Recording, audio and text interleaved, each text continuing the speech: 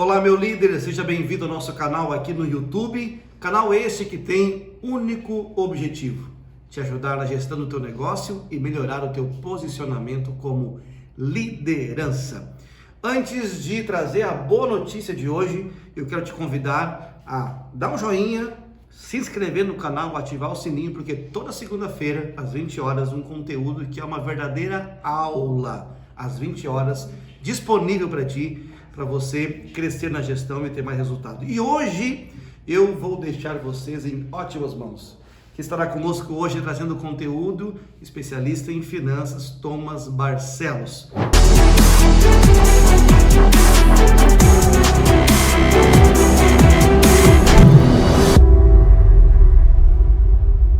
Fala pessoal, tudo bem? Thomas aqui no canal da Active Desenvolvimento.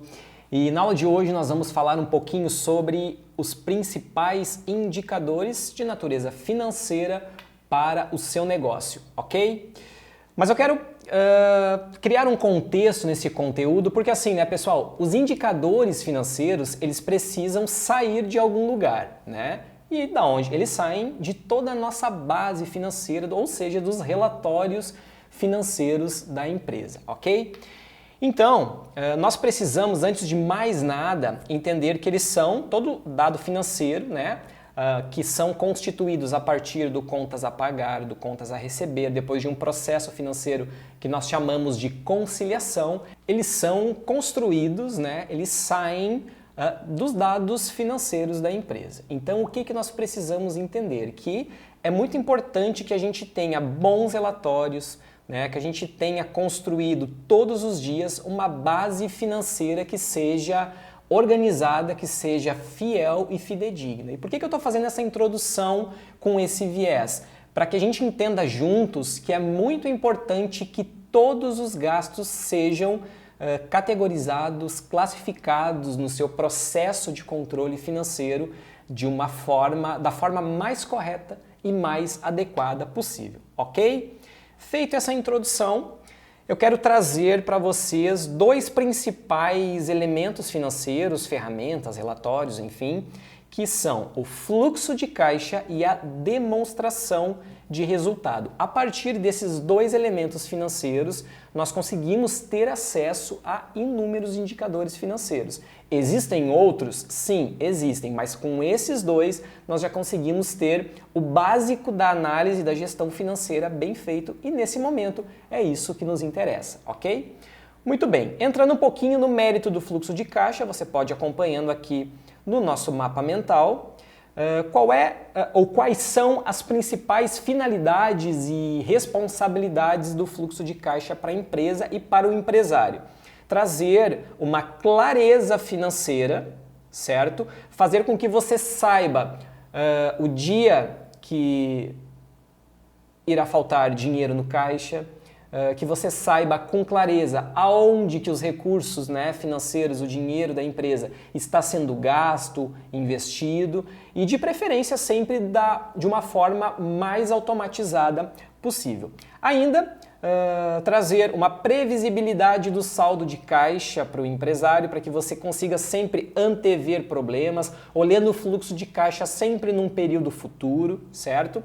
Análise de pagamentos e análise de recebimentos, saber realmente para onde o dinheiro foi, como eu comentei, ou da onde que os recursos vieram, quais são os clientes que mais são relevantes na nossa estrutura de fluxo de caixa, enfim, relatórios de análise de pagamentos e análise de recebimentos e, obviamente, a fonte das boas decisões. Uma vez que nós temos clareza financeira, previsibilidade do saldo financeiro do fluxo de caixa, análise de pagamentos, análise de recebimentos e conseguimos criar um contexto de total controle e clareza financeira, nós temos então todos os elementos que são necessários para uma boa tomada de decisão no nosso dia a dia, ok? O fluxo de caixa ele é responsável por realmente dar o direcionamento que nós precisamos para o dia a dia. E a partir daí, então, nós podemos passar para a demonstração de resultado. E só para resumir um pouquinho, por que eu fiz essa introdução com o fluxo de caixa? Lá no início do conteúdo eu disse que nós precisamos ter uma base financeira fiel, que seja bem classificada, bem categorizada dentro do nosso sistema de controle financeiro, certo? Então, isso nós fazemos, isso tudo vai refletindo no fluxo de caixa. E o próximo passo, a próxima etapa, o próximo relatório é a demonstração de resultado, que vai sentir o efeito gerencial de todo esse trabalho que nós fizemos antes para alimentar o fluxo de caixa. E a demonstração de resultado, ela nos permite então estar analisando alguns elementos bem importantes, como nós podemos ver aqui no mapa mental, que são as vendas em determinado período, a margem de contribuição da empresa, e eu já vou entrar no mérito de cada um desses indicadores, o resultado operacional, o resultado líquido e o ponto de equilíbrio. E estes, pessoal, são alguns dos principais indicadores financeiros que você necessariamente precisa ter no seu negócio, ok? A partir então da demonstração de resultado, analisando as vendas, nós conseguimos analisar o crescimento da empresa, a evolução das vendas, se nós estamos conseguindo atingir o que está previsto. Obviamente, se você tem um planejamento estratégico, um planejamento financeiro na sua empresa, por vezes você tem então uma tendência de crescimento nas vendas, né? E a partir da demonstração de resultado do indicador de vendas, então você consegue analisar a evolução, o crescimento das vendas e por vezes do seu negócio, ok? A margem de contribuição, ela está relacionada, né, ao volume de vendas necessário para subsidiar os gastos de natureza operacional fixa na empresa. Então a margem de contribuição, ela nos dá realmente esse indicativo do volume de vendas necessário para nós podermos subsidiar, bancar a estrutura de gastos fixos da empresa e também, além disso, nos dá indicativos com relação às nossas políticas de formação de preço de venda. E aí eu quero aprofundar um pouquinho nesse mérito, porque é o seguinte: quando nós vendemos, da nossa venda, nós descontamos impostos e custos variáveis, inclusive nós já temos conteúdo aqui no canal onde nós falamos sobre categorias dos gastos da empresa, né? Custos e despesas. Descontando impostos e custos de naturezas variáveis, nós temos então a margem de contribuição. A margem de contribuição, estou sendo redundante porque é uma questão bem importante, tá? Ela é responsável por pagar os gastos fixos da empresa. Ou seja, se a nossa margem de contribuição mostra que nós não temos recursos suficientes para bancar os gastos fixos, dois principais problemas podem estar acontecendo. Um deles eu já elenquei aqui, que é os preços da empresa, a sua política de precificação, por vezes ela pode não estar tão adequada quanto você pense, entende? Talvez você esteja não incluindo os impostos ou alguma taxa, algum custo financeiro das suas máquinas de cartão de crédito, ou daqui a pouco você está fazendo uma precificação sem a fatia de custos fixos junto incluído. Não quero entrar no mérito do que é certo ou errado para essa finalidade de formação de preços, mas sim te dizer que a margem de contribuição te dá também esse indicativo. Talvez valha a pena, e se ela é insuficiente, verificar a sua política de formação de preços, ok? Com relação à margem de contribuição, mais ou menos isso, e depois nós temos, depois dela, o índice, né, o indicador de resultado operacional. O índice de resultado operacional, ele está diretamente vinculado à geração de caixa da empresa. Então, na estrutura da demonstração de resultado, vendemos, né, temos as vendas, pagamos os nossos impostos, descontamos os gastos de natureza variável, os gastos de natureza fixa, basicamente toda a estrutura de gastos da empresa, e sobra então o resultado operacional ou o índice de geração de caixa. É um dos índices mais relevantes, mais importantes, porque a partir dele nós conseguimos então analisar se a operação da empresa ela vem sendo saudável, ela vem sendo suficiente ou não. Uma vez que uma empresa tem um índice de resultado operacional negativo, quer dizer que todo o esforço de venda ainda não é suficiente para bancar a estrutura de gastos fixos e variáveis, e a gente precisa imediatamente reavaliar toda a estratégia financeira, seja de venda, seja de precificação, seja inclusive adotando e determinando estratégias mais rigorosas de redução de custos, de gastos, enfim, porque afinal de contas nós precisamos de um resultado operacional positivo, ok? Depois dele, nós temos então o índice, né? O indicador de resultado líquido, né? O que nós temos entre o resultado operacional e o resultado líquido? Os investimentos que a empresa vem fazendo, o endividamento da empresa numa ótica mais de demonstração de resultado gerencial. Entre o resultado operacional e líquido, nós temos os investimentos e o endividamento, certo?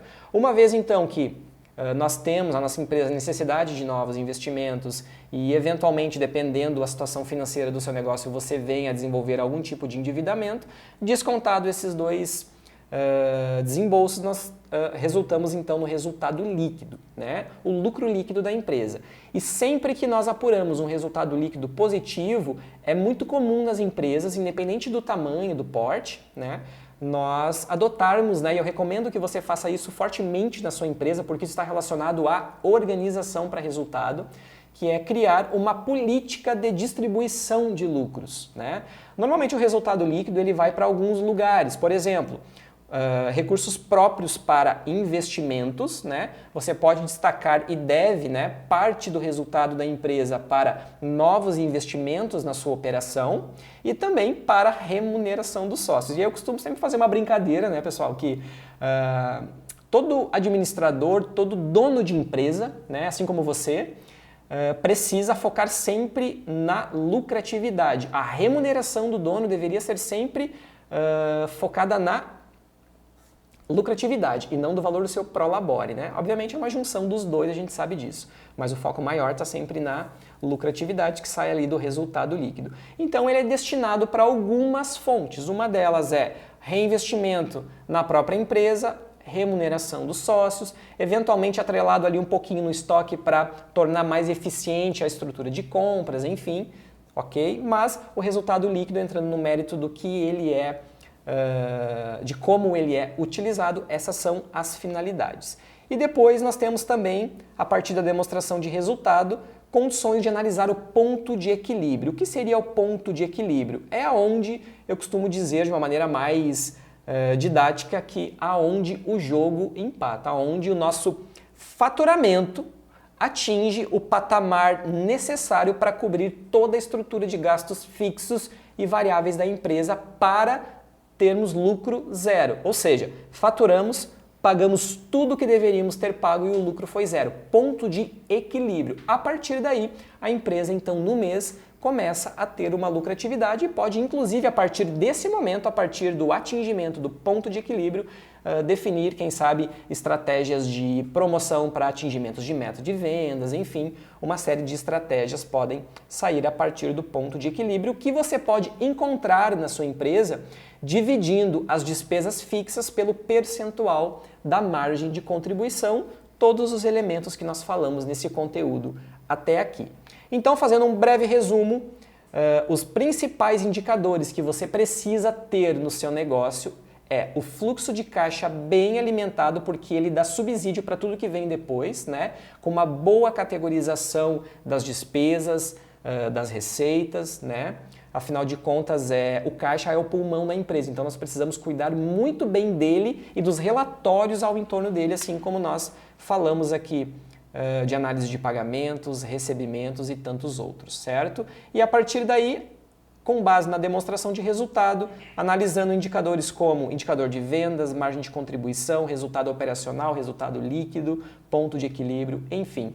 Podemos falar de outros indicadores? Sim, mas como eu disse no início do vídeo, nós precisamos fazer e ter pelo menos o básico da gestão financeira. Esse é o básico e eu tenho certeza que a partir da sua organização financeira você tem condições de estruturar essa base de análise financeira, ok?